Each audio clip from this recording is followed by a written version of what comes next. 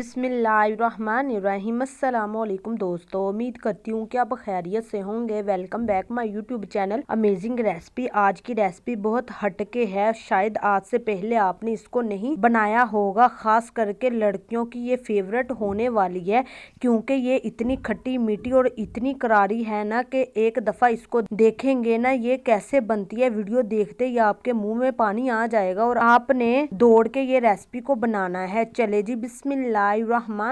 तो यहाँ पे हमें चाहिए इमली, 4 से 5 टेबल स्पून के करीब हमने इमली लेनी है और इस इमली के अंदर हमने थोड़ा पानी ऐड कर लेना है। इसको थोड़ा सा हम तोड़ लेते हैं। तो एक्चुअली हमें यहाँ पे चाहिए क्या, हमें चाहिए इमली का पल्प। अच्छा, मैं आपको एक चीज बताना चाहती हूँ, अक्सर लोगों के अंदर मिसकम्बिनेशन है कि इमली हेल्थी नहीं होती। मैं आपको बता दूं, इमली बहुत हेल्थी होती है, आपके जिगर के लिए, आपकी आंख के लिए, आपकी सेहत के लिए बहुत मुफीद चीज है। ठीक है, तो इसको जरूर इस्तेमाल किया करें। एंटी लेवल किसी को इससे एलर्जी है, इसका कोई प्रॉब्लम है, ठीक है, तो पानी के अंदर हमने क्या करना है, इसको अच्छे से मिक्स करके थोड़ी देर दे देना है ताकि ये नरम हो जाए और हम इसका पल्प निकाल सके। इमली का पल्प निकालने का यह सबसे आसान तरीका है जो मैं आपको बता रही हूँ। ठीक है, कुछ देर रखने के बाद आपने इसको हाथों से मसल देना है, इसका जितना पल्प है वो उतर जाएगा। ठीक है, इसको पकाने की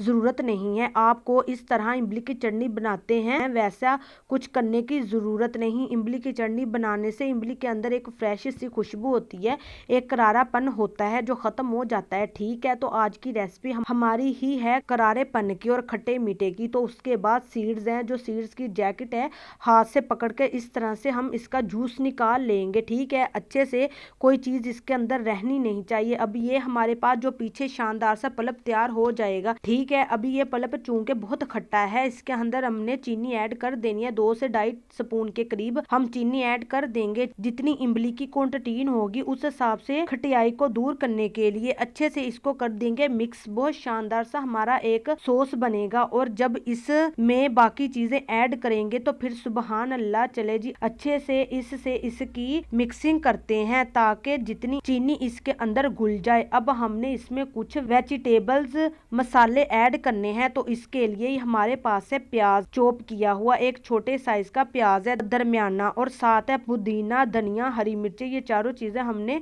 यहाँ पे ऐड करनी है। ठीक है, बहुत ही फ्रेश, बहुत ही एक ताजा सा आपको यहाँ पे फ्लेवर मिलेगा। थोड़ा सा धनिया भी ऐड करेंगे। चले जी, अब इसके अंदर किसी चीज की फ्लेवरिंग की जरूरत नहीं, जैसे लाल मिर्च होगी या काला नमक हो गया। आपने क्या करना है, अच्छे से इसको मिक्स कर देना है। ठीक है, और मिक्स करने के बाद आपने कोशिश करनी है इसको ठंडा सर्व करें। अब इसके इतने इस्तेमाल हैं कि इसको आप हैजा सॉस यूज कर सकते हैं, इसको आप हैजा टिप यूज कर सकते हैं, इसको आप इवन नान के साथ जो है वो सर्व कर सकते हैं। हम इसमें थोड़ा पानी डाल देंगे ताकि इसको थोड़ा सा पतला करे, थोड़ी सी ग्रेवी आ जाए इसमें। और इसके बाद हमने इसके अंदर मेन इंग्रेडिएंट है वो हमारे पास है पटाटो। इनको हमने बॉईल कर लिया था, इस तरह से राइस फॉर्म में काट लिया है, इसको इसमें ऐड कर देंगे। अब ये हमारी बहुत ही शानदार सी चाट तैयार हो गई है, जो चाट का भी काम करेगी, चटनी का भी काम करेगी, सालन का भी काम करेगी, सॉस का भी काम करेगी, डिप का भी काम करेगी, सारे काम करेगी। और हाफ टी स्पून हम इसमें व्हाइट पेपर ऐड करेंगे, इससे क्या होगा, बहुत अच्छा फ्लेवर आ जाएगा। यकीन करिए आप हैरान हो जाएंगे। इसको नान के साथ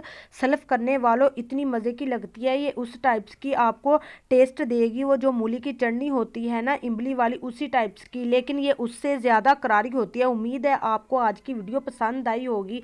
अगर पसंद आई है तो वीडियो को लाइक कीजिए, चैनल को सब्सक्राइब कीजिए, दुआओं में याद रखिए। अगली वीडियो तक अल्लाह हाफिज।